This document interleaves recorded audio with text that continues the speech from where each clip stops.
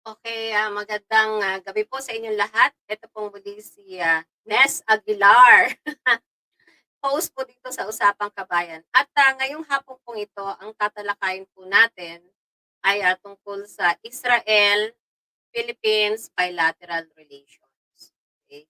So ito po ay napapanahon po ngayon dahil ang Israel Embassy ay nagpo-promote po ng kanilang, of course, yung culture and traditions sila, customs and traditions, and of course, yung, kumbaga, paano mapalapit or magkaroon ng strong ties between Israel and the Philippines, especially sa mga OFWs, di ba, yung mga manpower nila, and of course, dun sa mga, of course, agriculture, ano pa ba, sa mga pagdating sa tourism, and of course yung sa kanilang dialect kung papaano kumbaga papaano makakatulong ang bawat isa. And especially dun sa mga businesses, corporate or let's say small medium enterprise, isa yan sa mga ah, malaking activities na ginagawa ngayon ng Embassy of Israel. Okay? So by the way guys, bago ko palawigin ang ating topic ngayong gabi ay tayo po ay live stream via StreamYard and simulcast live po tayo sa FB pages po ng The Philippine Event News TV sa Brave PH Channel 911, Global Pinas Online TV Channel 168, and of course to my LinkedIn account, and of course to my FB page, and YouTube channel ng The Philippine Event News TV, and of course sa Sovereign PH Channel 911. Okay? And I hope sana po from the start up to the end ay samahan niyo po ako. At maganda po itong topic na to at marami po kayong matututunan. And of course guys, bakit ganito ang aking outfit? Kasi Christmas na. It's Christmas time guys, okay? So kaya ganito ang aking outfit. I'm a Miss Santa Claus. I'm a Miss Santa Claus, okay? And of course, sa lahat po ng mga nanonood sa atin at sumusuporta sa ating programang Usapang Kabayan, maraming salamat po sa inyo at mag-interact po tayo, kumbaga mag-comment po tayo sa ating comment section kung may mga queries po kayo or let's say may mga tanong kayo about dito po sa ating topic na Israel-Philippines bilateral relations. Okay?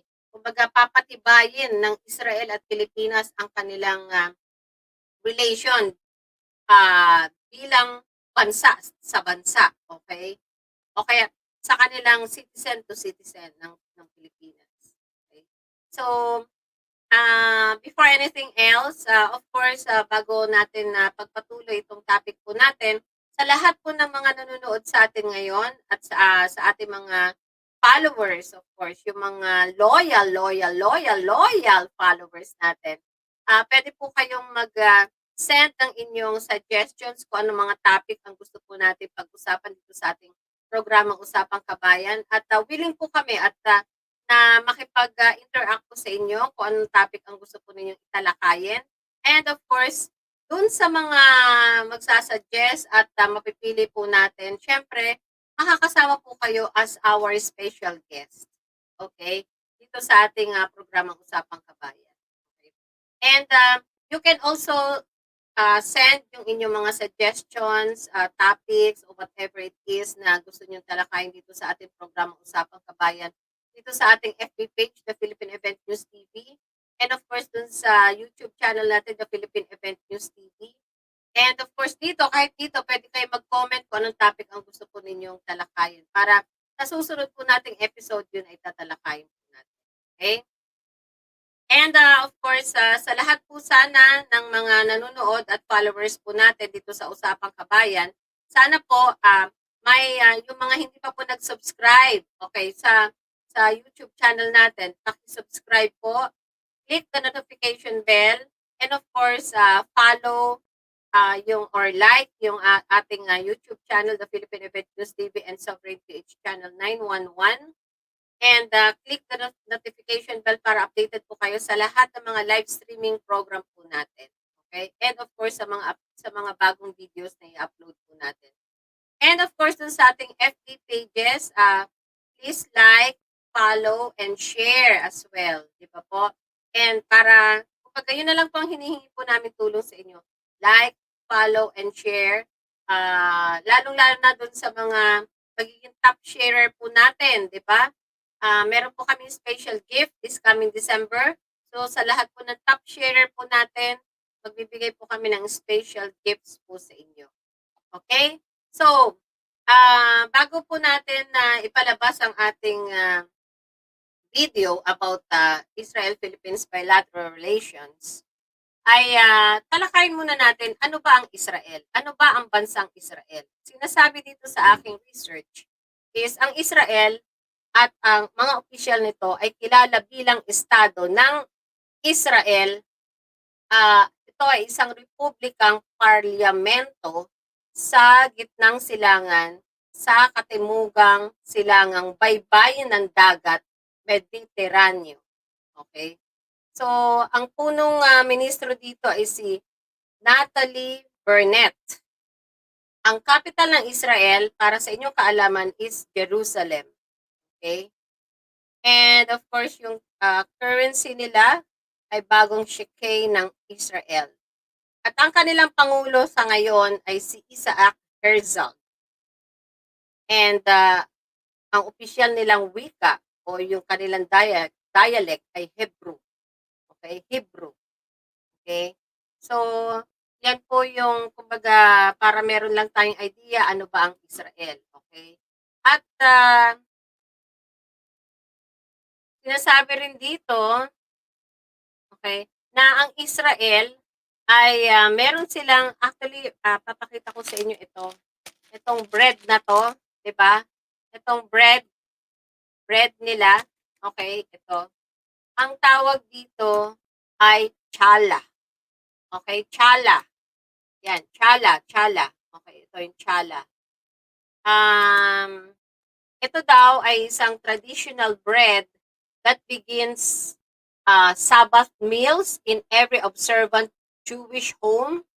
And these braided loaves are a symbol and reminder of the miraculous manna that fell from heaven to feed the Israelites as they wandered in the desert. Nasa Bible po ito eh. Nasa Bible. Naalala nyo yun sa Bible na naglalakad sila Jesus Christ ng ilang araw na or let's say weeks na and then wala silang makain. So, nung nagkaroon ng miracle at bigla na lang merong nagbabaan ng mga tinapay at isa ito. So, ito daw yung tinatawag nilang chala. Chala ang tawag nila. Ito yung traditional bread nila. Okay? Na, yun nga, ito yung miraculous manna or manna. Diba? Yan yung sinasabi na kumbaga tawag dito, bread from heaven. Diba? Kasi ito raw yung ito yung tsura ng bread na to, ito yung galing sa heaven dahil sa gutom na ilang araw nang o ilang linggo nang walang nakakain ng mga Israelites. So pamamagitan nun, nagkaroon ng miracle kasama nila si Jesus Christ that time dun sa desert at umulan ng manna. Diba? Ito yun. Ito yung tsura ng bread nila. They called it chala. Okay. Tikman ko lang natin at tikman natin kung masarap ba ang bread ng chala, di ba? Itong chala bread.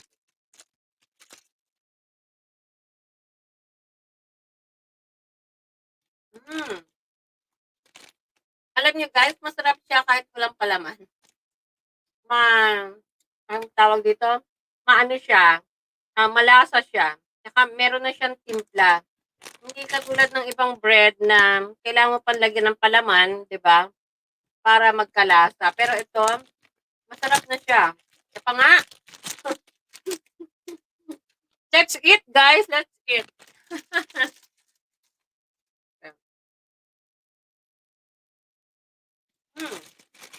Sarap siya. ito kakainin, guys. Mamaya ako ulit kakainin. Masarap yung ulam sa kape. Masarap yung ulam sa kape. Okay. So, yung tawag nga nito ulitin ko, sala. Sala.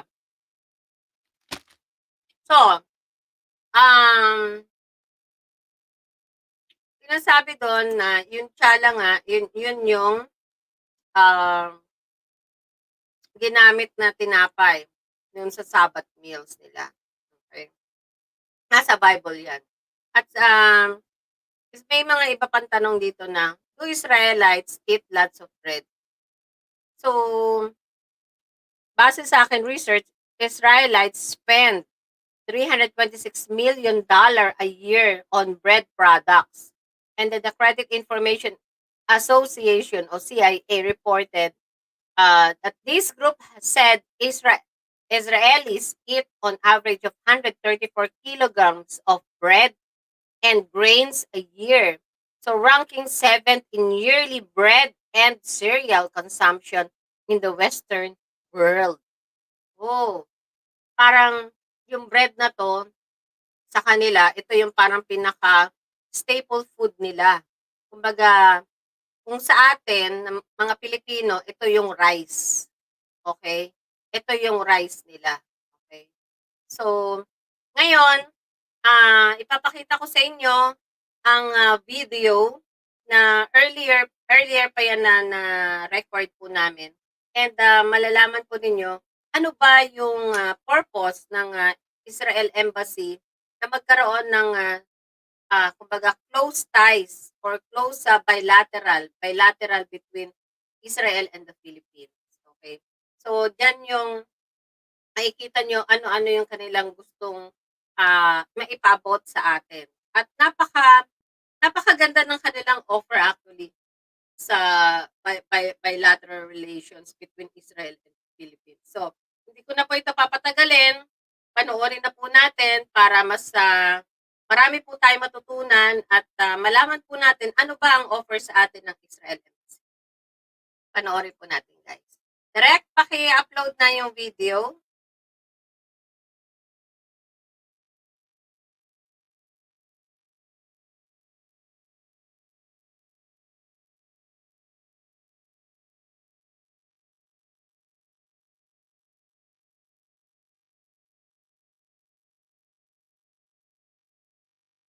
He's not new to the Philippines.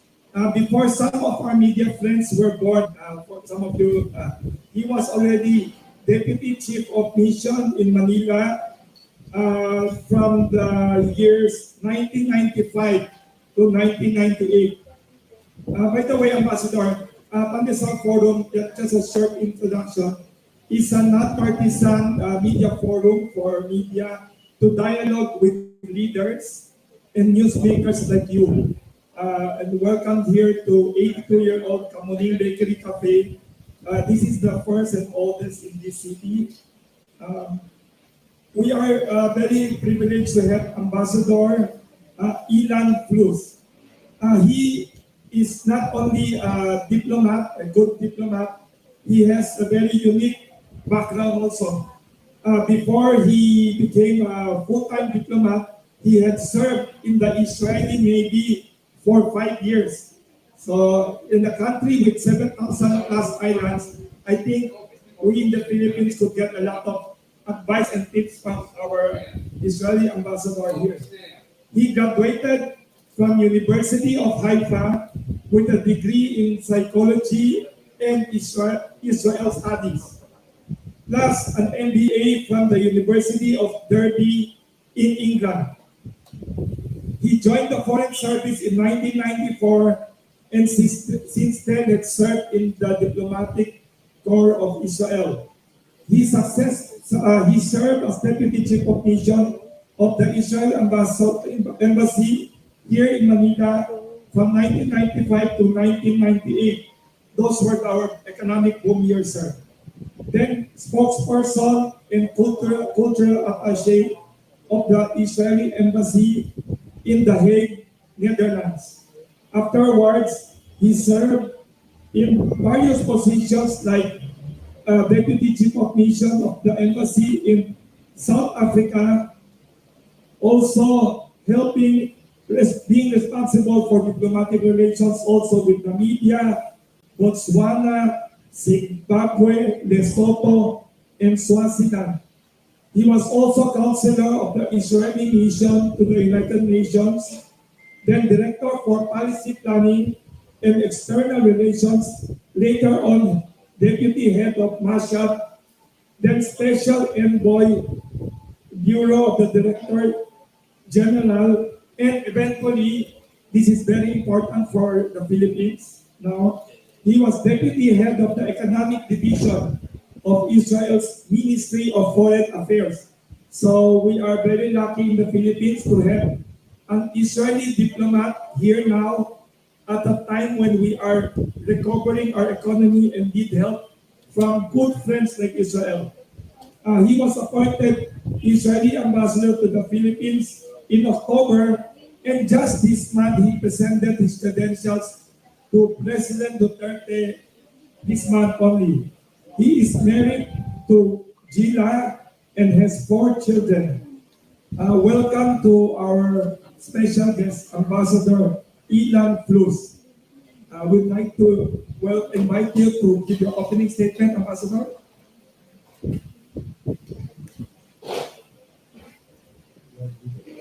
Address.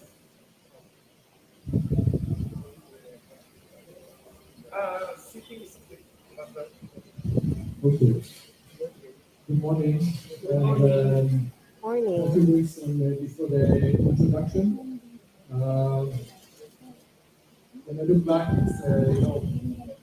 so many points in my life that were actually very meaningful. So it's interesting to hear what they did also for me.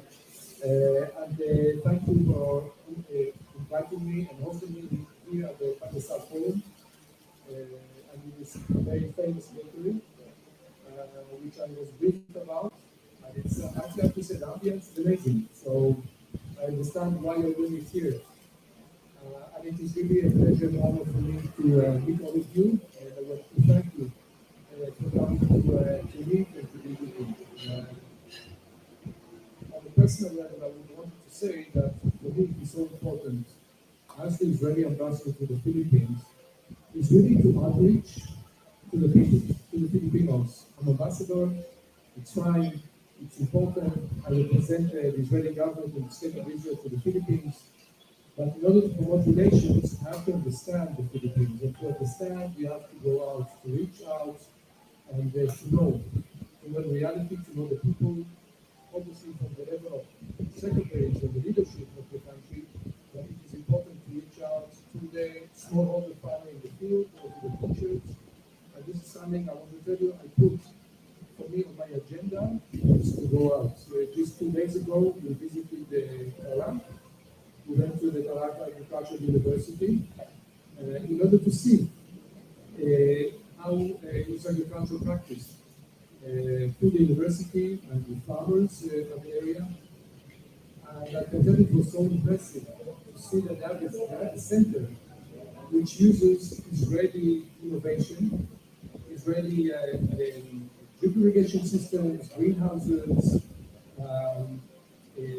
hydroponics, and it is operated by Filipinos who have been to Israel as students. We came to Israel for a program of 11 months of what I call learning by doing. They were there as students practicing modern agricultural practices and studying them in Israel, learning from what we do, adopting those skills and understanding of the logic behind the process, behind the system, and then coming back here, adapting to the Filipino reality, the climate in the Philippines.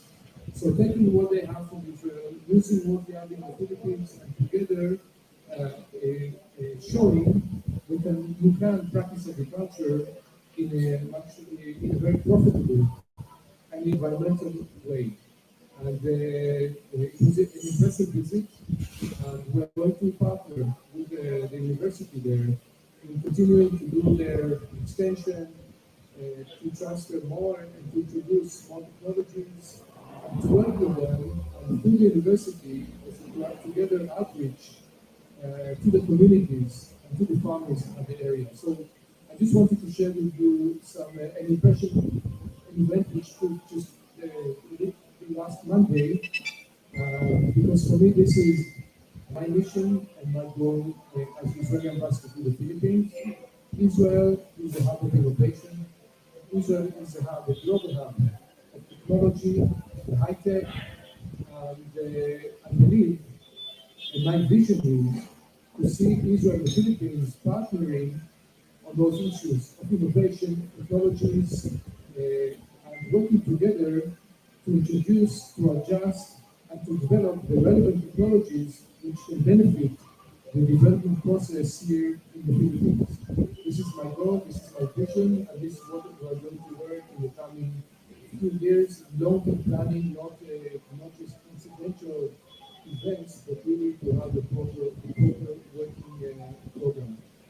So I jumped to today, but it is important for me also to address, also more in general, the Israel-Philippine relationship, because this goes back, and it is very important.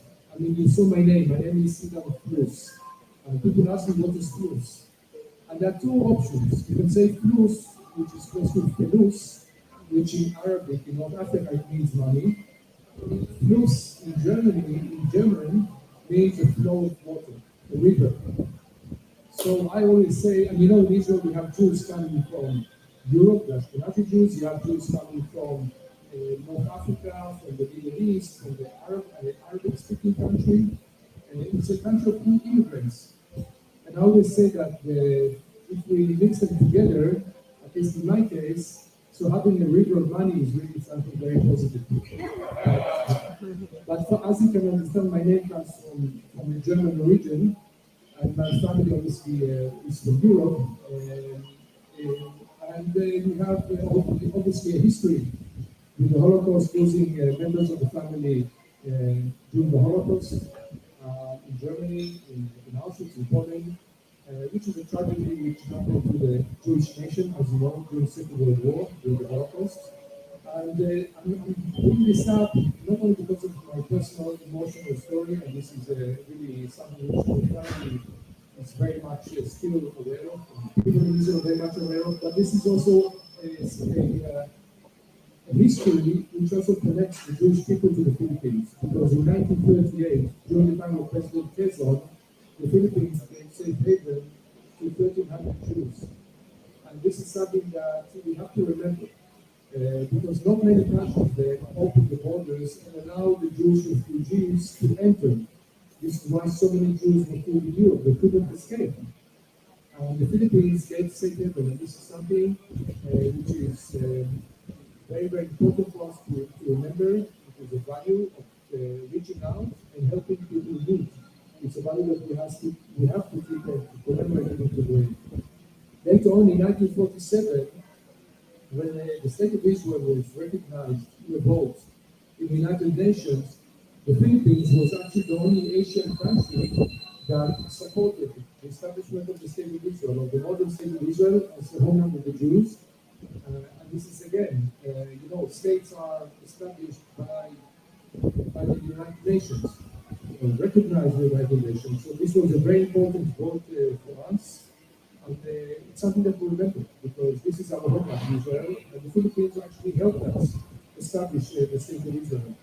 So this is a few words about, I would say, long history, which is rooted in the relations. And since then, we are very good with those relations between our two countries.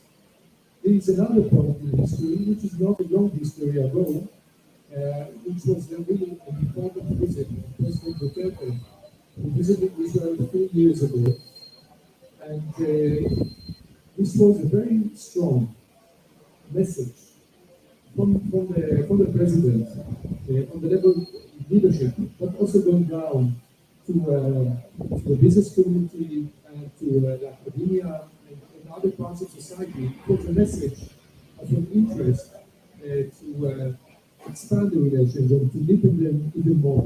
And so now I'll talk about what have we been doing in the last few years, and more has been done. So I mentioned before the program of having students in Israel for 11 months, working in Israeli farms, in the kibbutzim, with food system, which is very famous, and really learning from the modern agricultural technologies. And every year we have 400 now Filipino young students who are going to Israel and coming back. We also have historical relations on this area of agriculture, but not only agriculture. And I was deputy head of Mashab, you mentioned this at the opening. Mashab is the Israel Development Agency, which is part of the Ministry of Foreign Affairs. And Mashab is working very closely with the Philippines. And when he was here in 1995, we had an amazing project actually in Los Baños. We had a farm there which was introducing the Israeli technologies. We had an agronomist based here at the embassy and working through Los Baños and the Department of Agriculture, working in again introducing also the technologies. And until today, we have Filipino experts, professionals who come to Israel for Mashab training programs in agriculture, in health, in education, in entrepreneurship, and so on. And we have Israeli experts who come here.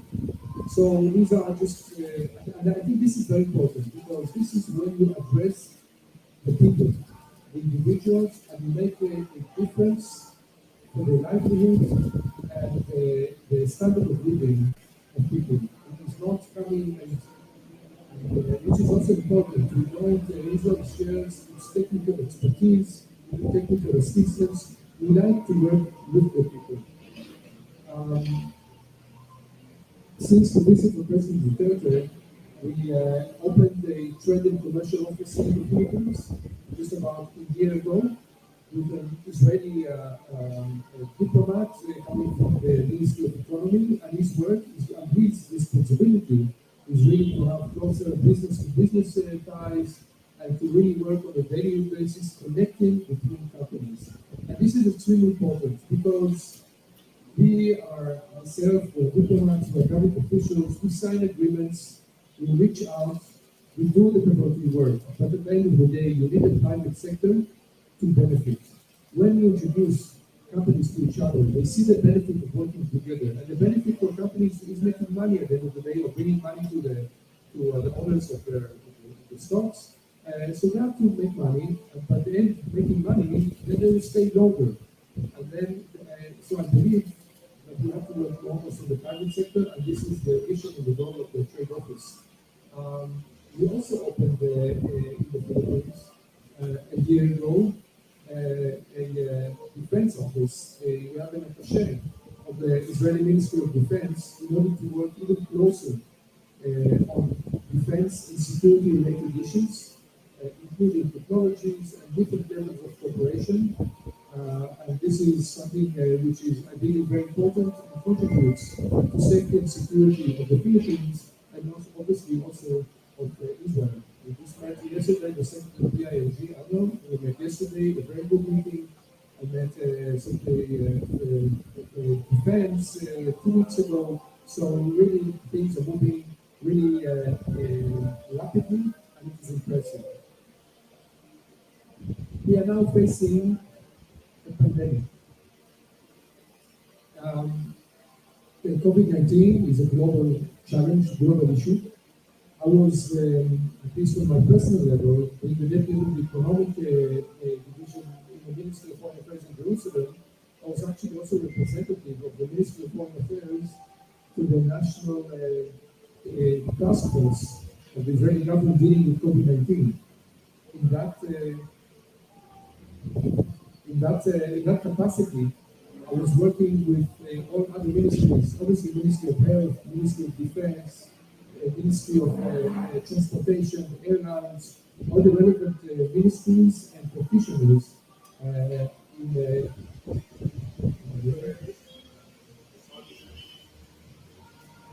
okay. So working together with all the relevant ministries in dealing with the challenges of COVID-19. I was involved with the procurement of the protective equipment at the early stages, of the respiratory machines, of oxygen machines, all the essential medical supplies, which was a global competition. competition. I think since then we realized we need also global cooperation in addressing those challenges. And part of the Israeli strategy dealing with COVID-19 was actually the vaccine campaign. And we were very early in stage in vaccinating our society. I was actually part of the negotiating team with the vaccine companies already May last year, because this was a very early stage decision that we're going to invest a lot of resources on the vaccine. Being also a small country, only 9.3 million people, it's also easier to vaccinate our whole population. So we started very early with the campaign. And this is a strategy to cope with the pandemic. And as I mentioned, we realized that we have to have global cooperation. In this context, we did send to the Philippines two delegations. One was focusing on the introducing the Israeli experience in the vaccine campaign. Obviously, the Philippines is a very different setting because of the 7,107 islands, right? Depends if it is high tide or low tide. But this vast country, it is a challenge. But at least we shared our experience and how we did it in Israel. Also using technology, there's a whole system in place. The second one was dealing with the clinical work in Israel, dealing with the COVID-19. There are doctors and nurses in there. A lot of the work is done by the nurses, not always by the doctors, due to the simple fact of the numbers. And we share those experiences, and we still in contact, and we, in all our meetings, we always propose and offer that we want to have many more exchanges between the countries of experiences. We are here, we are partners, we are friends, and we're happy to share them. A few more issues I do want to mention. Next week, I want to visit Davao. In Davao, we opened the honorary consulate earlier this year. And following the first honorary consulate we have here in Cebu. And this is a message that it is important for us to reach out, not only to be in Manila, but through honorary consulates in Cebu and Davao. We are obviously reached in different parts of the Philippines. And again, through that, we want to reach out to the people, the business community, and so on. Um, we are, I said that it's a multi-layer partnership or relationship between the two countries. And so also in the cultural area, an Israeli book, which is written in Hebrew by an Israeli famous author, Ariel Keren, was translated into Tagalog last year, which was a very, I think, very important because at the end of the day, English, that's Tagalog, is the spoken language. So we have the book translated to Tagalog in order to introduce to the Philippines the Israeli culture. Um, we currently now we are in the middle of the Israeli Film Festival this month. Every weekend from Thursday to Sunday over the digital platform, unfortunately not physical. We invite the Filipinos to watch and to view and enjoy Israeli films. And I certainly encourage you to go on the Facebook side of the Israeli embassy, and we can share it with you later. One of the films actually was Kuyanoi, which basically talks about the famous Filipino singer who found himself married to an Israeli lady, living in Israel, and then trying to make a living as a cleaner, working in Israel, unknown at the beginning to the Israeli society, and slowly how he became also more familiar in Israel, and then obviously becoming back. But it's a very human kind of film which really gives a face also to the Israeli people to understand the Filipino people.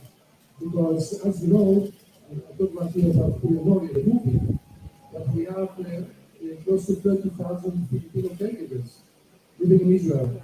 My father-in-law was Edna.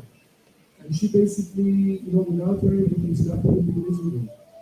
And when we call our angel, she's really working with her father-in-law, who's very elderly, and we need somebody to be with him. We have close to 20,000 caregivers living in Israel. They are there as part. They are there as part of. I'm sorry. I forgot the family name. And, I don't recall the family name. Um, her real name is Davina, but she calls herself Emma. Is what? No. My father's name is Sylvain Barthen. He's actually a Holocaust survivor who was hidden in the monastery in Belgium for during time of the Second World War. At the beginning was hidden in the family, then moved to a monastery and was hidden by nuns as if he's a Christian child. His sister was also hidden in the monastery in the Girls Park, and they were hidden there during the war. The nuns actually were it's a very good story, but the nuns quietly, not every now and then, they would make sure that he keeps his Jewish identity in the war. So anyway, today is 87, and he needs help. He cannot do it alone, and this is just one case. But there are a lot of Holocaust survivors, and obviously many more elderly people who needs their help. So we have the caregivers in Israel, and here comes from one side the human case and the human story to the caregivers in Israel, but also here comes the government, because during the visit of President Duterte, we signed an agreement, a government-to-government agreement, which basically protects the rights of Filipino workers in Israel, and also put in place a proper process of sending them of employment and how to identify the workers, how to come to Israel, and by that sending them saving a lot of costs of the different middlemen, as you know, a lot of agencies are middlemen in the process.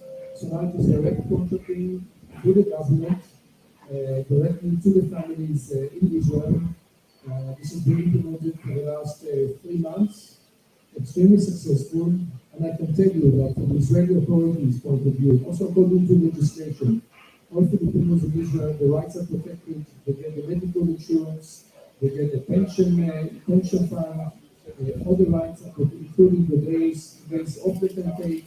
We take good care of the Filipinos in Israel. Some of them will then overstay because it's basically a convenient life. But they are today part of Israeli society. This brings me to other people-to-people relations between the two countries, which is the exchange of tourists. We saw until 2019 a very impressive growth in the number of tourists in both countries. Filipinos coming to Israel for pilgrimage. Israel is the Holy Land. But on the other hand, I have to say that we have the Holy Land, we have Jerusalem, we have the holy sites. But on the other hand, Israel, we have two worlds in Israel. You have the Holy Land, and then you have Tel Aviv. And Tel Aviv is a city of party, of restaurants, of beach, of good nightlife. You can enjoy Tel Aviv. It's also the center of business, innovation. So we encourage more Filipino tourists to visit Israel, both for pilgrimage, but also partying, enjoying, and also doing business. The same, we saw an increasing number of Israelis coming to visit the Philippines. We found Israelis see the Philippines a very attractive destination. We used to travel a lot to Thailand, but Thailand is really so many tourists come to Thailand that people would like and prefer to have quite a kind of vacation. And actually, the environment in the Philippines, which is also a English-speaking country, beautiful islands, beautiful setting, the rice terraces in the north. So many I visited in '95. I mean, I was lucky. I can tell you, 1997, my parents came to visit me with my grandmother, who was then 85 years old. And she came to the Philippines. And what did we do in the Philippines? At least in my experience then, two main attractions which I wanted to see: the country and the islands. So except for Manila, we went to Palawan, to the famous rice terraces, and my parents, we took them, and both of us, me and my wife, with our child. Second one was a baby who was too young, and we did some trekking overnight, in the rice fields in one of the small villages. Staying in the village, very simple. It's not a hotel again. Very simple. And then the next day, trekking back, reuniting with our grandmother and the baby that were waiting in Panama in the hotel. And then from there to Baguio. And anyway, really seeing the mountains and the impressive sights. And then what is the second destination? Boracay, went to the islands. So my grandmother was then, she wasn't alive anymore, but then in 85 she had one of the most memorable vacations or visits, which was the Philippines. And Israelis today have found the Philippines and we have more than 20,000 Israeli tourists visit Israel. I can tell you I met the president of Philippine Airlines last week, and they are planning to start direct flights to Israel in April if everything falls in place. So we hope to see by April direct flights between our two countries. I think this would be give it an enormous boost to the relations. And 1st of November, Israel has opened its borders for Filipino tourists. As you know, Filipinos, due to the history, do not need a visa to visit Israel. So you can travel from the 1st of November, from 2 weeks ago, you can visit Israel. You have to be vaccinated. As I said, this is one of the most important strategies of dealing with the pandemic. You have to be fully vaccinated in the last 6 months.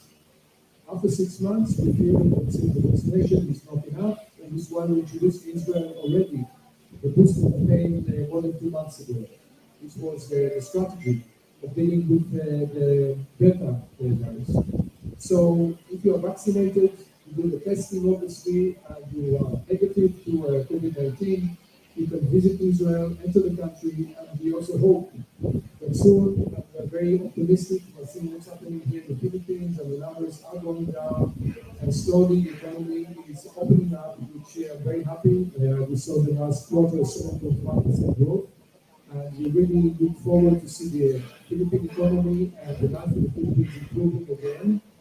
We also live here with you, so really look forward to come back to the new normal, as we say, and we hope to see Israelis visit the Philippines. So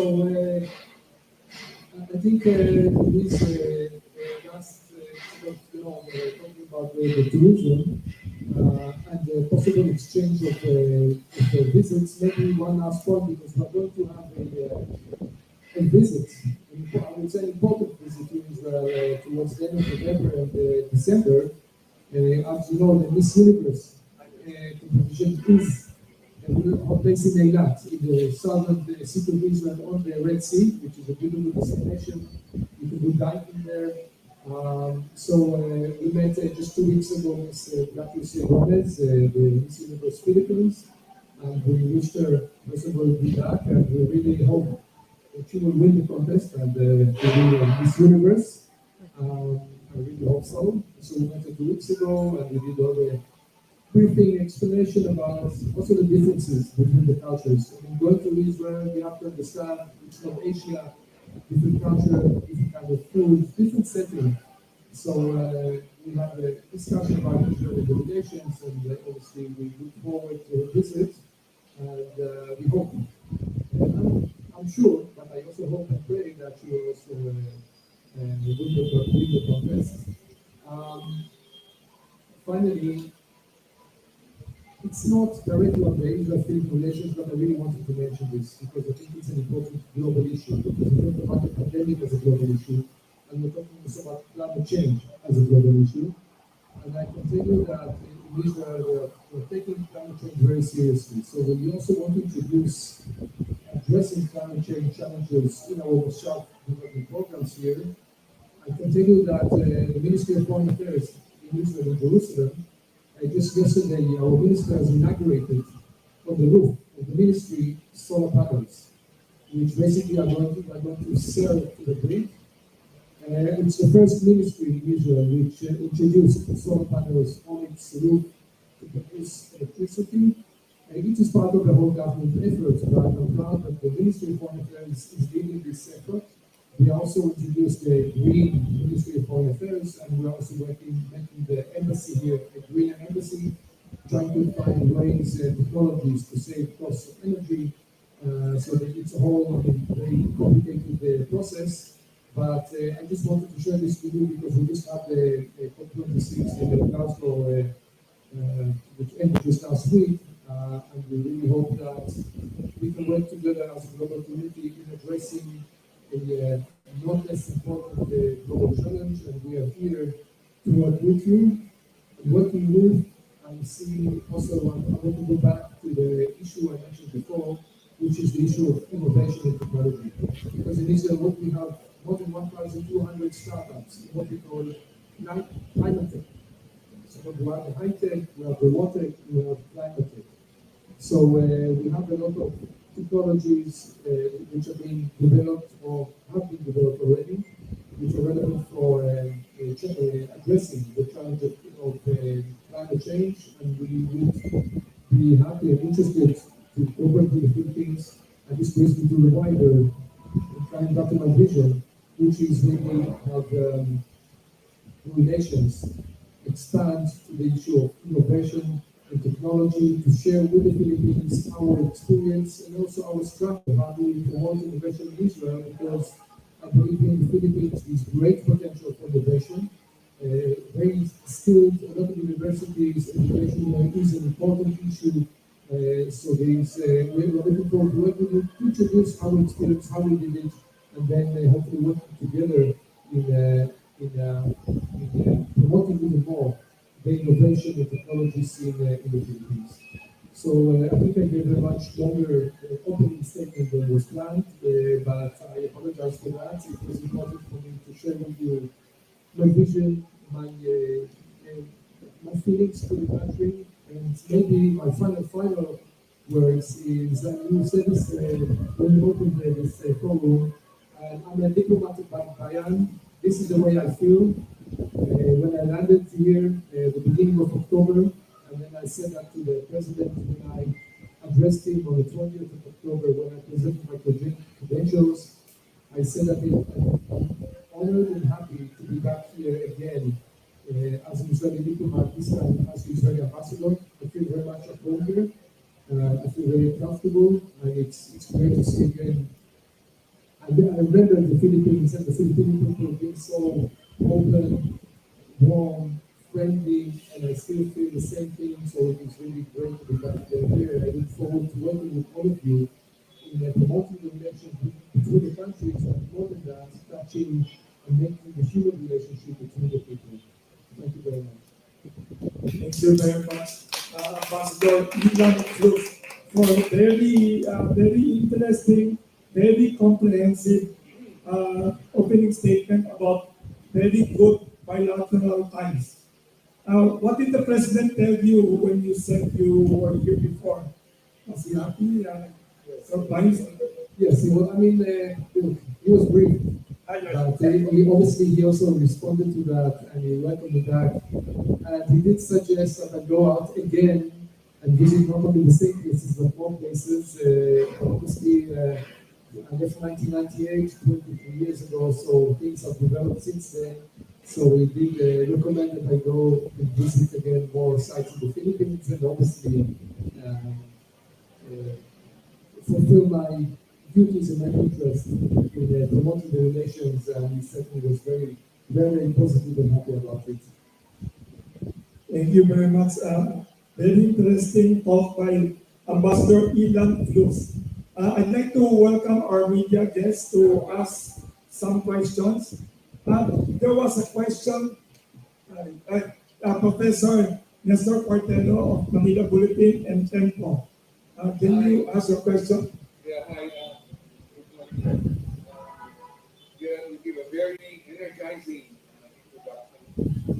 There are a few areas that I would like to touch on. Maybe I could start with academic versus. Aside from the study of agriculture, hydroponics, and all of that, what other areas of academic excellence would be available to Filipinos, both in the undergraduate and the master's level?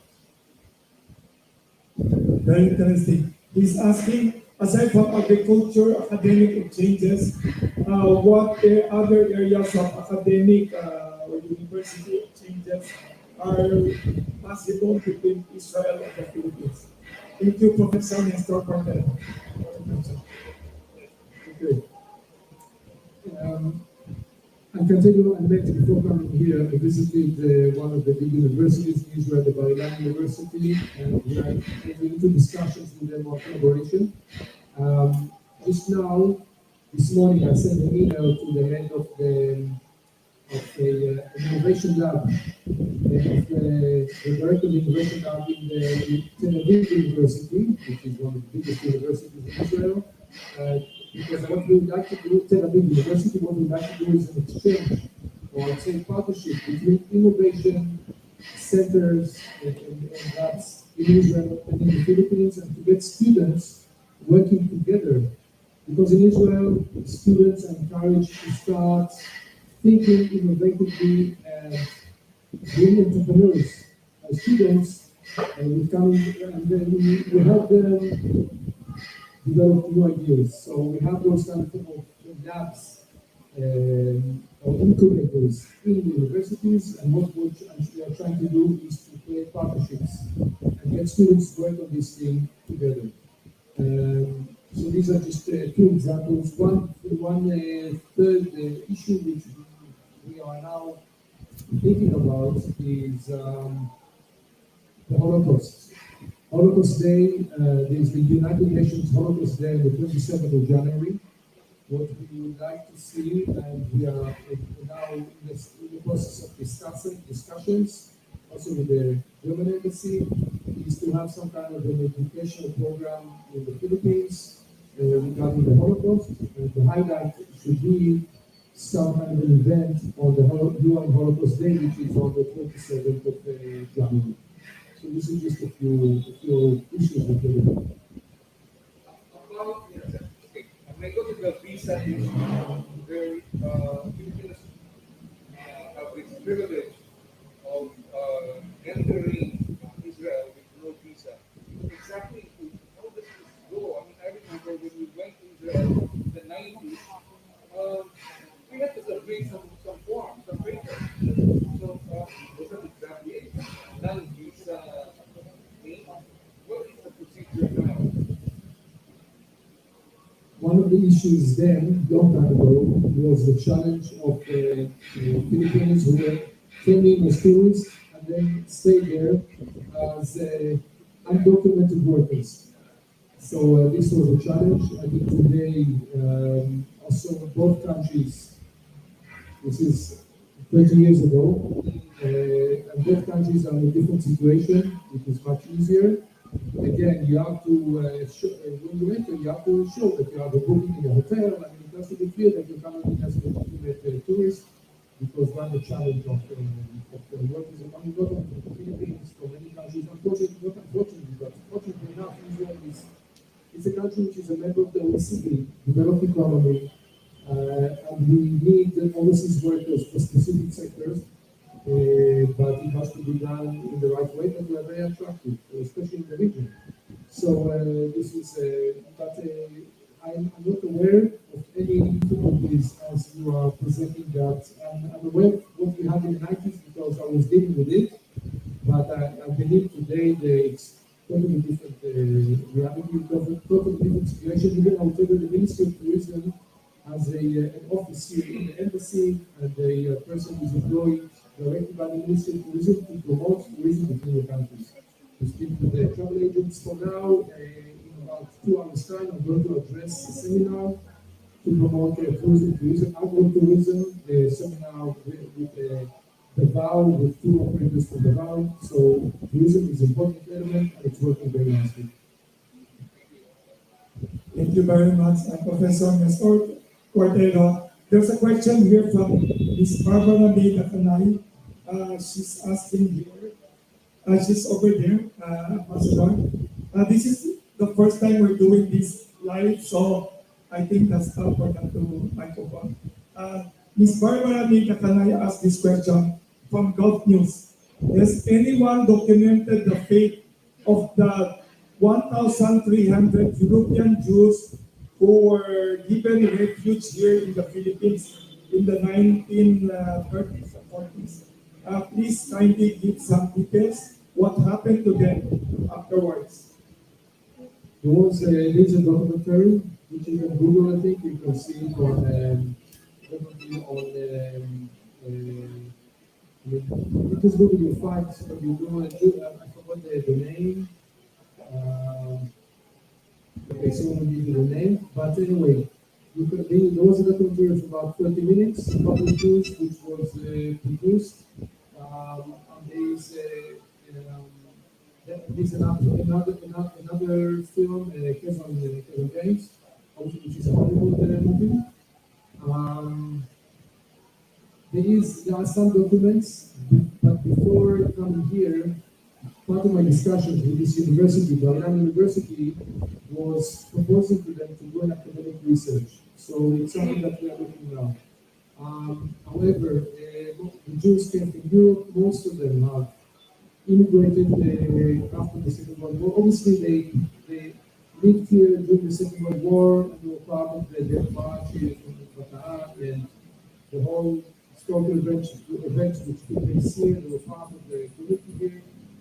However, I would call the Ashkenazi Jews slowly left the Philippines to other destinations, mostly I think to the United States and to Israel. And then the structure, or let's say the kind of community has changed, because then we had Jewish immigrants who came here from Halab in Syria, and they were actually involved in establishing the textile industries in the Philippines in the 60s and 70s. I'd like to add to that.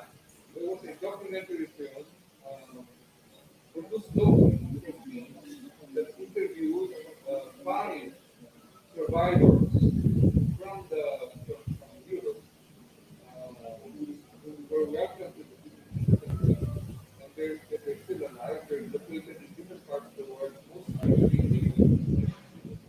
So there is that living documentary. This is the one I was referring to. Yeah, and then most of them live in the US and one in Israel. Yeah, I forgot. So I said they were rescue in the Philippines. Rescue in the Philippines. So it's a document, documentary. I saw it. It's very, very interesting. It's a personal story. Very, very interesting. Most of them have passed away since then, to the rest of my knowledge. Thank you. Ambassador, there's a question here from Manila Standard newspaper. Ms. Hotel Campos of Manila Standard newspaper, she appreciates your discussion about possible technology and innovation cooperation. She suggests that your embassy and yourself, your excellency, can expand more on this in your region here. Technology and innovation. She appreciates. And then her question is, what about solar technology? Will Israel bring solar technology knowledge and know-how to the Philippines? How about bringing more production in technology to the Philippines? And also in connection to that, Manila Bulletin also, the journalist Ms. Bernie Cahiles Matila, in relation to that question, any updates on Israel-Philippine cooperation on vaccine supply, especially proposed vaccine production in the Philippines? Okay. The issue of technology, obviously, there is a lot of cooperation going on. Israeli agro-technology companies are present here in the Philippines, and we are helping them. Again, we're not going to the business aspect, but the general promotion. But we're not, as an embassy, we're not into the commercial process. We are encouraging, introducing, and helping. At the end of the day, we're keeping away from the business itself, which has to be done by the private sector. So one example is a company called MR that introduced here irrigation and using irrigating pumps which are energized by solar panels. So these are systems introduced coming from Israel. Israel is not known for the solar panels. Most of them are, this is very cheap labor is the most important thing, because solar is common knowledge. but management systems, the software behind, saving energy, also storage issues, big issue of storage of solar energy. So there's a lot of research and development in Israel on these areas. What we're trying to do is we organize, together with our trade and economic office here, we organize seminars to bring the private sector together and then to go into business. We had a seminar in June on agricultural technologies. We had on the medical technologies. So we have different seminars according to the topics, bringing the business together. I can tell you I met the Philippine Chamber of Commerce and Industry. We had a meeting 2 days ago, and they are now, today, there are 2 days of their annual meeting, talking about innovation. And the Israeli company is one of the biggest Israeli companies, a known company called Mobileye, which develops autonomous vehicles. They are participating in this event, presenting the Israeli, say, the innovation, the approach of Mobileye, focusing on innovation. And this is, again, of the mobility sector. So we have a lot of ongoing efforts to introduce technologies, agriculture, energy, medical, and so on. I hope I addressed this question. On the second question regarding the COVID-19 vaccine, the COVID-19 vaccine, in Israel, there are two companies who are working on developing the vaccine. Are still not still on the one. Both are still finished, supposed to end the second stage of the clinical research. Israel is not a producer of the vaccine. We are a keen buyer, like the Philippines. But to produce vaccine, you need a sizable, you need a big economy, you need 9.3 million people is not big enough market for the investment. However, I can tell you the Israeli government has decided to go in this direction and to invest and also put the structure to enable for production of the vaccine in Israel, and we are open to discuss partnerships in this area. But again, this is very long term. We had initial discussions on this with the Philippine government already about 6 months ago, but it's something which is quite complicated, and I'm not sure where this is going to lead us.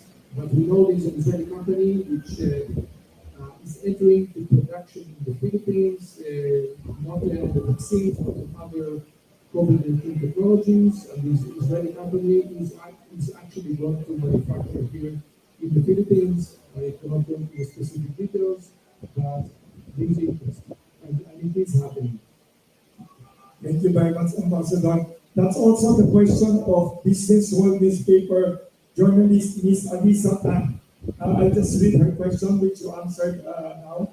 She said, can we ask Ambassador Cruz to expand more on the technological and innovation collaboration between the Philippines and Israel, as well as plans to enhance private sector cooperation of these two countries? That's what you answered earlier.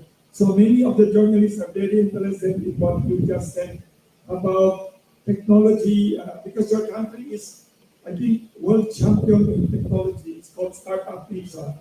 There's a question here from Philippine News Agency, Miss Joyce. She said, you mentioned last time that some Filipino medical experts have been invited to Israel. Has the date already been set? Can you share, Ambassador Cruz, what will be the focus of their visit there and who are expected to visit? Thank you. Philippine News Agency, Ms. Joyce. Thank you, Joyce, for the question. And we had already two delegations that visited the Philippines. The last one was in June. The first one was in June, so the last one was in July, the following month. The first one in June was on the issue of vaccination and introducing the Israeli experience in the vaccination campaign. The Philippines was just working on preparing for the nationwide campaign, and they were here through the task force, and they had all the meetings, including a meeting with the president. And I believe it was a very successful visit, and I believe that there were a lot of practices that were shared. And the second one in July was focusing on the clinical aspect of the pandemic. We had a doctor and two nurses, if I'm not mistaken, and they did also workshops, also through the task force. We did workshops with a few hospitals. Some of the workshops were in the hospital, but obviously online in order to maximize the exposure. But if I go beyond these two visits, yesterday we had a meeting with the YPO, Young Professionals Organization here, and which are I would say, the business leadership of the country, and we had a guest speaker, was Professor Ran Balitzer, who is the head of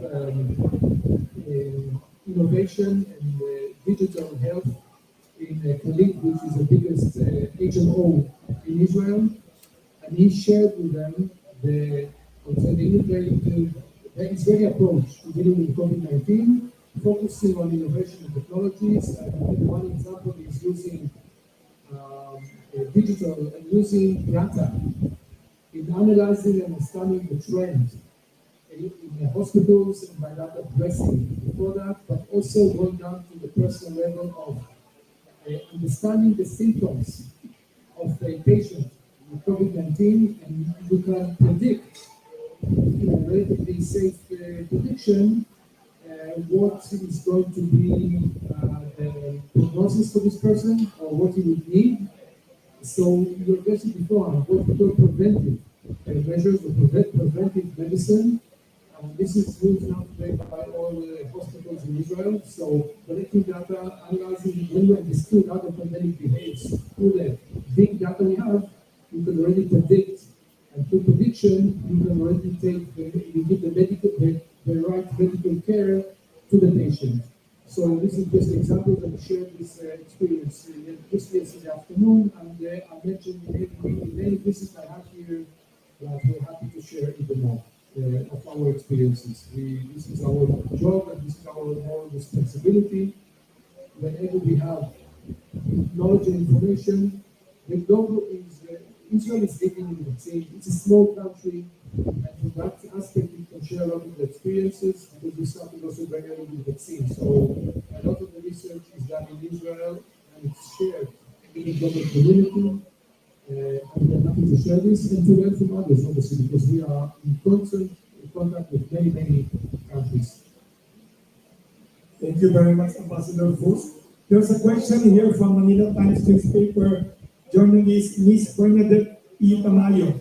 She said, Ambassador Fus, could you give us updates on the defense cooperation between the Philippines and Israel, especially regarding your country's help for our military modernization?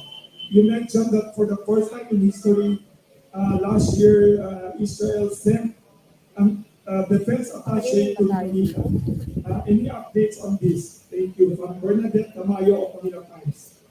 Well, thank you for the question. Obviously, I cannot go into the details, but I can tell you that the defense cooperation is very close. From one side, it is issues of technology and selling systems. Obviously, we don't sell the big platform, the F-16s or the big aircraft, but there are specific systems and technologies that come out of Israel that can, using the Israeli experience and expertise, and as you know, unfortunately, Israel is a small country that had to defend itself from a complicated region and environment. It's not always very welcome. Although I have to say, and coming back to this issue, and we have something from the Gulf News. Obviously, Middle East has a strategic change since the Abraham Accord. It's important to mention this. Israel today is in a different place. We have peace agreements not only with Jordan and Egypt, but also with we have full diplomatic relations with Emirates, with Bahrain, with Morocco. So we are much closer and with very good cooperation in the Middle East. The relations with those countries within 1 year went skyrocketing. A lot of them on technologies and innovation, by the way. So coming back to the question, there's a lot of cooperation and exchanges. So Israeli technologies that are coming here to the army. The work is done, and a lot of it, not all, it's an open market, but a lot of the cooperation is done, as we say, government to government. And through the government to government platform,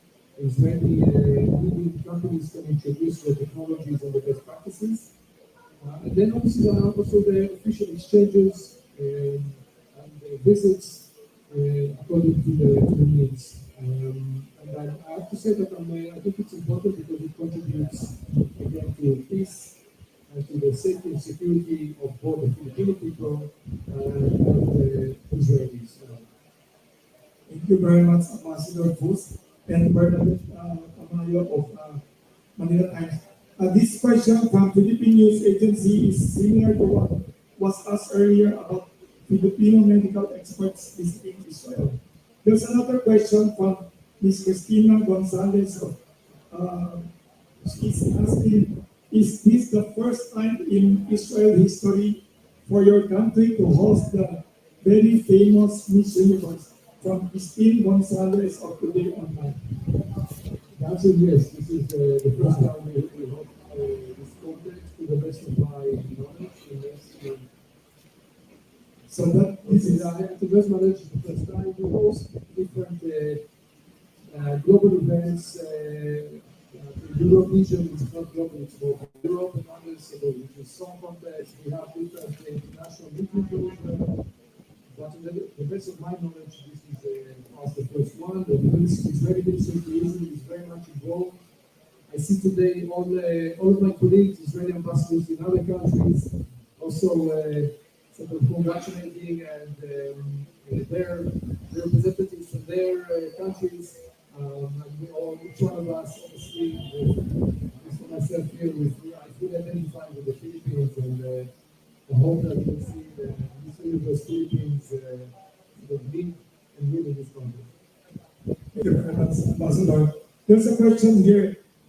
You're going to Davao City next week. Do you meet the very famous mayor of Davao? And do you know that she is partly Jewish? Her mother sounds like German Jewish last name. That will be very historic in the history of Philippines if ever she ever wins next year.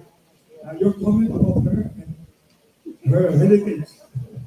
Well, obviously, I would start saying that there's a small Jewish community in Manila, and obviously it is very important for us because being Israel, which is the homeland of the Jews, but we have to remember we have more than 1 billion Israelis who are not Jewish, but are still they have full rights and citizens of Israel. They vote for the Knesset, so it's a country of all its citizens, but it is the homeland of the Jews.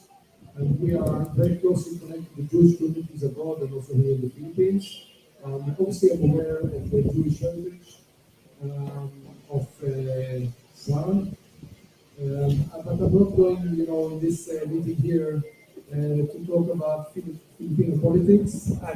We are now in the middle of campaign, elections soon, next year, and I can tell you that, both our countries are democracies, very lively democracies. In Israel, in the last 2 years, we had 4 elections because it was so complicated to create a coalition. And now, for the last 6 months, we have a government. Finally, we're able to even to have the national budget of the government, which was a complicated exercise politically. So, we're democracies, and we respect the value, not only respect, but it is a value cherished by both countries. So I wish good luck in the campaign here. And me as an Israeli ambassador, I will meet Filipino officials and promote the relations between the countries. I meet officials, I meet the media, I meet the farmers, the universities and the students, the young people, the business community. The outreach goes to everybody, but obviously without entering into the political scene. Thank you very much. By the way, I'd like to mention that aside from medical and other technology exchanges, today we have cultural food exchange. Thank you, special thank you to your Deputy Chief of Mission, Mr. Balsam's wife. On your table, we have the Jewish challah bread. First time I have seen challah actually, and I'm very eager to eat this. This was baked 6 o'clock in the morning by your Deputy Chief of Mission's wife, his boss, the Dr. Balsa. So later on, we'll talk about this when we end this. Thank you very much, Ambassador. So, defense cooperation, will you sell us arms that are cheaper and better? Many Filipino officials tell me they hope to diversify our sources of military weapons. And also somebody asked me, texted me, please ask the Israel ambassador if your country can assist the Philippines or advise on anti-terrorism preparation and prevention. You are also world famous there. And we in the Philippines, we have some southern problems before and now. Would you do that type of cooperation also? Anti-terrorism and military supplies. So I think I addressed it. I will give a little more maybe an explanation. I mean, yesterday we met Secretary of DIG Anyo, and as you know, he's come from military background, and he shared with me the experience he had when he was in training in Israel. So again, we have people coming for training, focusing on the issue of anti-terrorism, because in Israel, unfortunately, we have a lot of experience and expertise and technologies. So this is part of the, as I said, we have exchanges on different levels in different technologies and systems which can be used by the Navy, the Army, the Air Force, the Coast Guard. So we're in touch with all the different military branches here. And obviously also the issue of anti-terrorism and many more. I really think that it's better at this stage not to go into the details, but I did want to say that when you talk about the mentioned bond, and I think this is very important to us because what we want to see, what we want to do, part of my program, as I said, is to establish stable, long-going projects which will make an influence. So not only going to Israel for 1 year, it's good, but when they come back to the Philippines, introducing and getting those students getting involved in development processes in the Philippines. And what we want to do is also to see some similar activities with the one, maybe establishing some kind of a training center in Davao, which will also facilitate the government effort in establishing the autonomous region, which it's important for us to partner in this, because we are doing the same approach in Israel. I mean, from one side, you have to fight terrorism as terrorism. On the other hand, you have to show that there are other ways to live your life if you get more opportunities to study, to make money, to live. Obviously, it takes away the reason why to become a terrorist. So this is again something that we would like to share, not only to share, but to work with the efforts here of the Philippine government and the other donor communities. If I may, I wanted to say, to add, because really the wife of my deputy, Nibazam Moran, woke up very early this morning to make sure that this event today, it's a Filipino setting and it is amazing. Really, this is so unique and special for me. I'm really excited and thank you for having me over here. But Moran and me, as my deputy at the embassy in Batsam, wanted to lead this event also, and obviously I was very happy with the proposal to lead it in Israeli flavor. The classical Israeli flavor is the challah, which we eat it on Friday evenings. It's a Jewish traditional meal. Friday night we get the family comes together. Even people live in different places, usually we get together on Friday night. We have the ceremony, we bless the day because the Shabbat, the Sabbath, the Saturday, the Sabbath, and we have the prayer and the wine, and then we have two of the challah. We have two with wine. and we drink wine, and the challah with salt. With salt. With salt. It smells very good. So I want to Excited to eat. So really, this is an opportunity first of all to thank Mohan and me for I couldn't have the names, but Mr. and Mrs. Bazan tonight. But in Israel, we are very informal people. So we call First time I've seen this and excited. We are very excited. First time in history of Kabayan Bakery since 1939. By the way, this was established during the time of President Quezon. Really. So, The guy, yes, you share history now. yes, and he's from here. And if you like, I think Mrs. Bazan will be happy to share the recipe. Yes, Come here. yes. And to offer also Yes. Israeli or Jewish Hana, it will be an attraction, I think. So, Brilliant idea. we encourage you. We'll start baking it. Ah, yes. Hey, we could have a presentation for cooking one time here. Cooking show. We have, TV shows come here to shoot baking also here. That's a great idea. That would be a good exchange. So when we talk about exchanges, we have the Israeli food, we have the Israeli culture. The challah is part of the Sabbath, of the Jewish tradition of the. And looks very nice. There are reasons, historical, ancient reasons for that. From the time of the Jews wandering in the deserts, they got if you remember, they got the manna, Yes, which came from the heavens. Yes, from the heavens, exactly. Now And they were Friday, complaining, I think. so the first. If you go back to the Old Testament, you can see I'm an Orthodox Jew. I'm a culture of the Shabbat. So you read the Old Testament every Shabbat, every weekend. Yes. And if you read the story, so the first day that they got them out, they were complaining there was not enough food in the desert, and then God gave them from heaven. Wow, man. So the first day they got it, they went to collect it, but everybody, they were so anxious, they took so much. So whatever was left was rotten, but then was also a plague, because they said, God, you have to believe in God, and He will supply you again the manna the following day.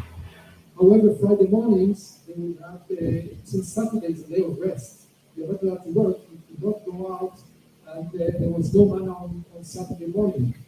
Friday morning, they got double, 2 portions for Friday and for the Saturday. And this is why we have on Friday evening, on the table, we have 2 hours, one for the evening and one for the day, remembering our journey in the desert for 40 years. So this is the story behind the fire. In the spelling, I researched, the spelling is Challalh. Yes. I thought it was Chana, but the Jacobitian said it's pronounced as Hana. The H at the end makes it's like my daughter's name, it's Bobia. You have to have the H at the end, otherwise it's and I just also wanted, again, not any other questions, but it is also important me to say thank you to my team. So I really thank Nir and Mohan, but also Danica, who is really responsible for the relationship between the embassy and the media, social media, and also with you. So I want to listen to you to say thank you to Danica for actually she organized this event. She's working very hard with me. I'm giving her a hard time, and I apologize for that. But I think it is very important to reach out, as I said at the beginning. It is very important to reach out. So for me, this event is extremely important. I know she worked very hard together with this everything Razan and you yourself also. So I want to thank you very much for organizing this for the amazing morning, and I really have enjoyed this conversation. There's a question here from Miss Barbara Takanayo. She wants to add a question. She's from Globe News, your new friend's newspaper. Yes. From United Arab Emirates newspaper. You mentioned about the training centers in Davao. Training centers in Davao. When will this establish? Can you give us a When established and any more details about training centers? I can tell you we have an honorary consul who is in Davao, working with the communities, working with the Davao community business community and so on. There is a school where we worked with Israeli NGO with the support of the Israeli government, introduced what we call a smart school vocational training by ORT, or ORT. It's an international Jewish NGO that is based in Israel. So they did this project in the school. And there are other places, and there are also students who came to Israel from Davao. What I was talking about was my vision to have a training center, an agricultural training center in Davao, which will then enable us also to have an outreach to the autonomous region of Mindanao, and by that also partner with the efforts of the government. Not a military. No. Again, I'm not talking about military bases, Israeli military bases in the Philippines. This is not, no. I'm talking about agriculture, possibly education, and possibly areas of public health. This is what I was referring to. There's a question here texted to me also. Your country, you said, is a small country, but it is very good in balancing good ties with all the world big powers. Like you are number one ally of USA in Middle East, but you are very close to Russia also, and also to China and all the other countries. How did you make? How did you do it so well? And what can the Philippines learn about this kind of diplomacy from your country as a veteran diplomat? Yes. We have last two questions, so we have to make it short on our persons. Larissa said, thank you. I'll make that question short. Yes. Okay. Look, it's important for Israel, and I think for many countries, we have close relationship with many countries. Obviously, there are a lot of different interests, and you have to balance between the interests and the geostrategic issues. And I think it works well. There's no contradiction between relationship between Israel and Russia and between Israel and the United States or China or what you mentioned. There's no conflict of interest. There are a lot of discussions. This is very open. And I don't sort of. I think as long as the relations are open between the two countries and things are clearly understood, there's no this open channels of communication, and it goes well. Thank you. There's a question here from Net25 Television, Ms. Eden Santos. Ambassador Cruz, can you elaborate on the opening of Israel to vaccinated Filipinos who will be tourists? When do you expect the start of direct flights? You mentioned, I think, April next year. Then the next question is, what is your stand on the long days of quarantine period for tourists coming into the Philippines? Do you think this is okay with your nationals or yourself? Or is it better to lessen the quarantine for people coming to the Philippines? Eden Santos of Net25 TV. Okay, thank you for the questions. The protocols to enter Israel today is people who are vaccinated in the last 6 months by one of the vaccines which is recognized by the World Health Organization.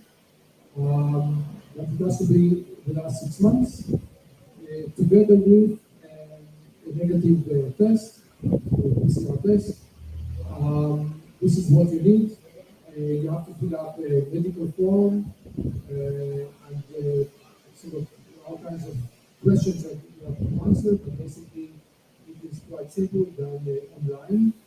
And you have to do it at least 48 hours before the flight to Israel. Regarding the question on entering to the Philippines, obviously for tourism, as long as you request people to go into quarantine, which again, this is a totally legitimate, this is a strategy of the country to deal with the pandemic. But I think as long as you request them to go into quarantine, into a hotel or in a facility, this will prevent tourists from coming to visit. It might make it business people coming for longer visits and the essential visits, so they will be willing to do it. But I think for tourism, this is a preventive. And but in Israel also, we were closed for tourism until the 1st of November. It is up to each country to analyze the patterns and the situation and to make those kind of decisions. And Israel took a decision the 1st of November. As I said, the plan of Philippine Airlines is to start flights in April. I believe that if it will be more difficult to make, airline has to make a profit. flights we work only to make money and all the time losing flights.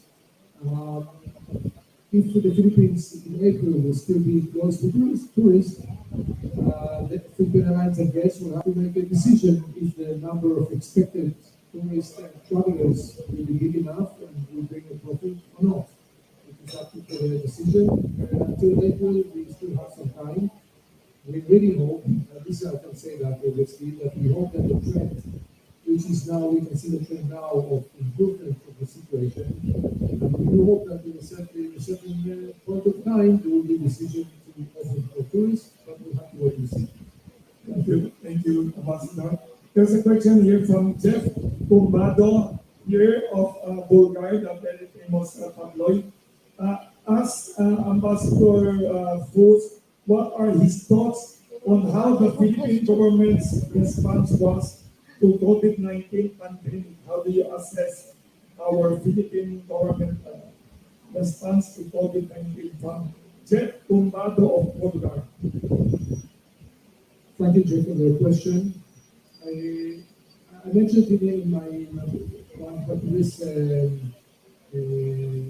intervention, the situation in two countries is very different.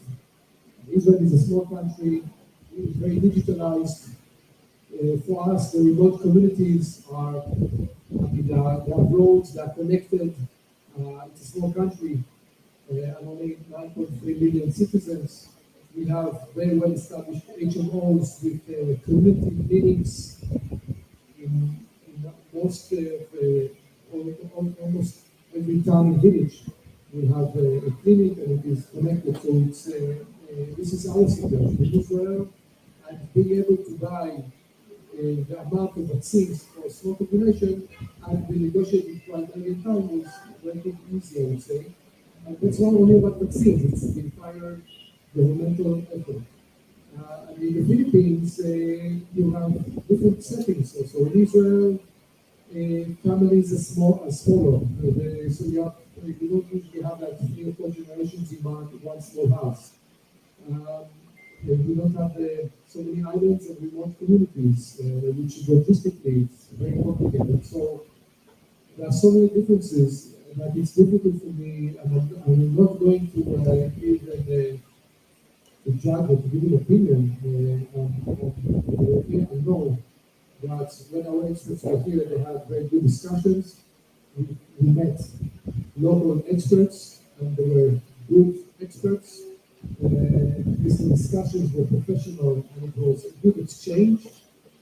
And to be shared our experiences and our approach. And the data is like in agriculture, it is like in medicine, it is like in education. You have to collect global information, adjust it to the local circumstances, and then implement it yourself. So this is what we try to do, and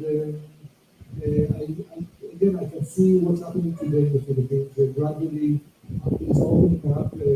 Manila is now down to level 2, which is very good news. I don't think we would be able to have such a meeting. It's the first meeting we have here, so I'm privileged to be the first one to address this audience, and I thank you very much for giving me the stage. So it looks good now. Let's hope with this pandemic surprises happen. So let's hope there are no surprises. And we are with you here, and we hope to see things opening even more. Your comments about economic recovery, since you're I think in the foreign ministry, you're like a business expert. You have an MBA, and how do you foresee, or what are your hopes for Philippine economic recovery now up to Hanukkah and Christmas?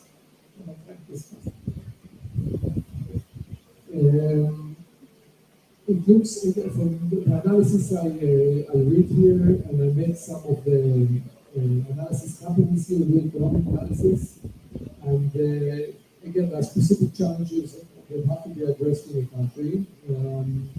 But on the other hand, the trend looks promising. For me, what I would like to see, and I think this is, as I said before, it is more business engagement, which will bring, it's not only bringing trade, but it is bringing different technologies and relevant systems that will also contribute to the economic development of the country. It looks good. Endemic challenges of the economy. I know there are legislation to make it easier for foreign investors to enter the Philippines, which is now being processed. We are in touch with the different government agencies. I think maybe one more piece of information is that we are towards the end of negotiating an agreement on protection of investments. On protection of investments. It's one of the basic economic agreements between countries which encourages investments on both sides and it gives stability, it gives a message of its protection, so you can invest.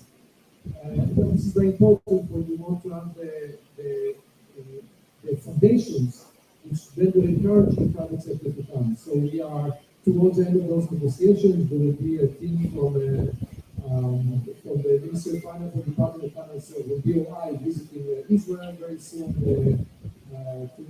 to finalize the negotiations, agree the text, and hopefully very soon we'll be able to sign this agreement. So this is ongoing efforts. We have an agreement to be signed on the issue of environmental protection between the governments. So we're promoting different agreements in different areas, which basically give the government agreement, gives a message to the private sector or to the academia on where we want to focus, what we want to see. But obviously, at the end of the day, we put the foundations, then it is them to come in and to do whatever they have to do together, to do business, to do research, to do exchanges, whatever it is. That's very good news. That will help the Philippines and Israel expand economic and other partnership during your time. That would be a great. Somebody texted, just last one question.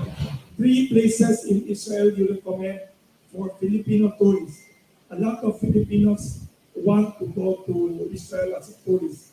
As a kid, we always study, actually all the Christians in the world study your history in the Bible. So 3 places you recommend all Filipino tourists should not miss in Israel. Aside from Eliat, the missionaries place. The first time I heard the place because of missionaries. Top 3 places in Israel. Except for Eilat. Except for Eliat. So when you're out on the side, you know, welcome to Eilat, the Red Sea diving spot, but it is out of this now. I would say the first place is the old city of Jerusalem. You see the Church of the Holy Sepulchre. I mean,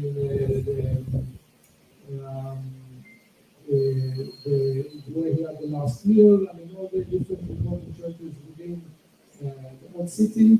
Within the old city, you also see the Wailing Wall, which is the closest the Jews would get to the temple. It's very important for the Jewish people. And obviously, you see Al-Aqsa, the mosque for the Muslims. You see the holy sites for the different religions, and obviously as Catholics, very important for as Christians.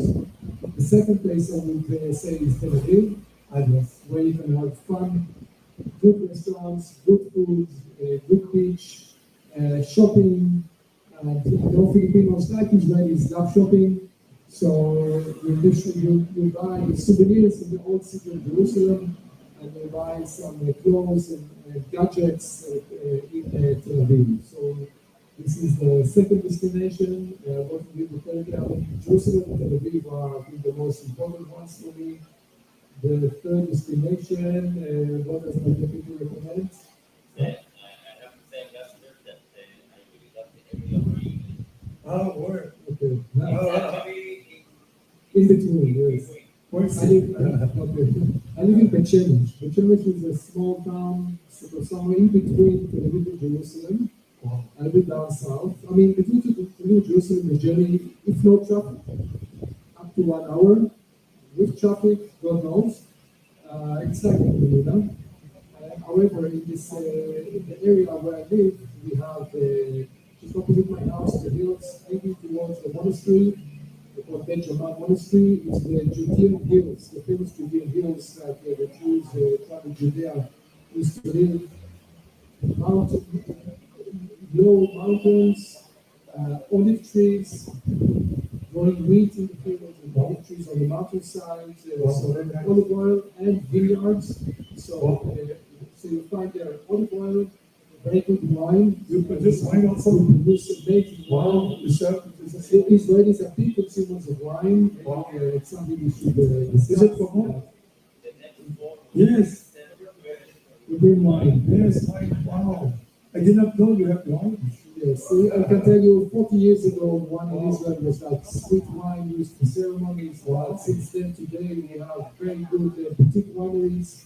So in my area, there are a lot of them, and you can go to the winery and have wine tasting. So you have wine, you have olive oil, you have the wheat growing, and the scenery is really beautiful, especially in April, March, April. It's amazing. When you have it's all green because in Israel the summer is very dry. What is the name of your place again? Beit Shemesh, Beit Shemesh, which actually means Yes. it means the house of the sun. That's the meaning of the place. It's a name. It's an ancient name from actually from the Bible. Yes. They just found recently when they're planning. One of the challenges in Israel when you want to construct a road, you're building, you start digging, and suddenly you find antiquities. And by law, if you have antiquities, you have to stop the construction, and then the antiquity authority comes in, and you have to save those antiquities. And then when they're actually doing a very important highway, and suddenly we found the new 10, which is actually quite important, biblical one, and a lot of production of olive oil and wine in that 10 from ancient times. So now it's stuck in that. So Beit Shemesh, Beit, yes, and Shemesh, Shemesh. Okay. Yes. First time I heard, we learned a lot. I thought I already know everything I had to learn from about Israel. I Googled everything already. But we always learn new things when we encounter Israeli diplomats. Israel is not only an old friend, a good friend of Israel, it's one of the world's great ancient civilizations also. So it's an honor to have Ambassador here, Ambassador Ilan Flus. We'd like to give special gift here. We have a simple gift tradition here. Thank you for the hala. In exchange, we'll give you pandesal. This is unique in the Philippines. Everywhere in the world, there's no pandesal, was only here. This is not from Spain. And this is unique in Kamuning Bakery. We have a big pandesal it's crispy outside. It's called pandesal. It's the original pandesal, but everyone in the Philippines forgot about it. We still bake it here. Pandesal. And this one is everybody in the Philippines in the morning, ordinary people, rich or poor, they eat pandesal. Thank you. Thank you very much. So this is a opportunity from my side to share with you two things. One, I mentioned the book, which was translated to Tagalog, and it's short stories. So I hope you enjoy it. And then the second one.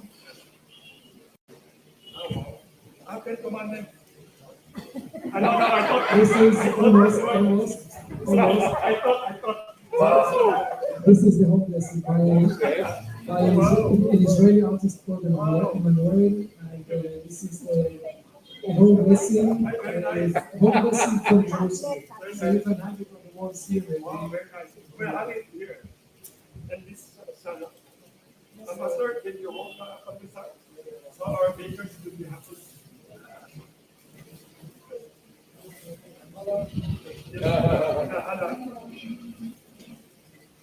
I couldn't wait to eat the hala. Smells good. So the book here. Second, the book is here. In Filipino.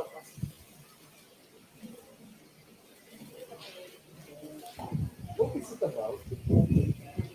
Short stories. The guy stayed there.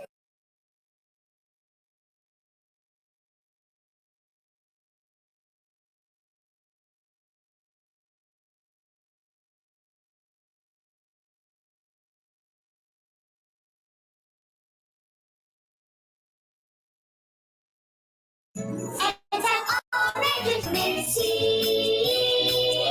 Merry Christmas!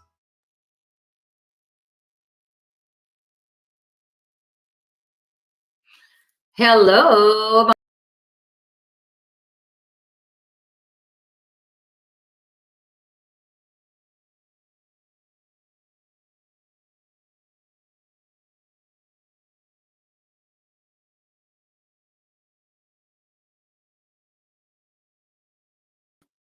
nakamute tayo.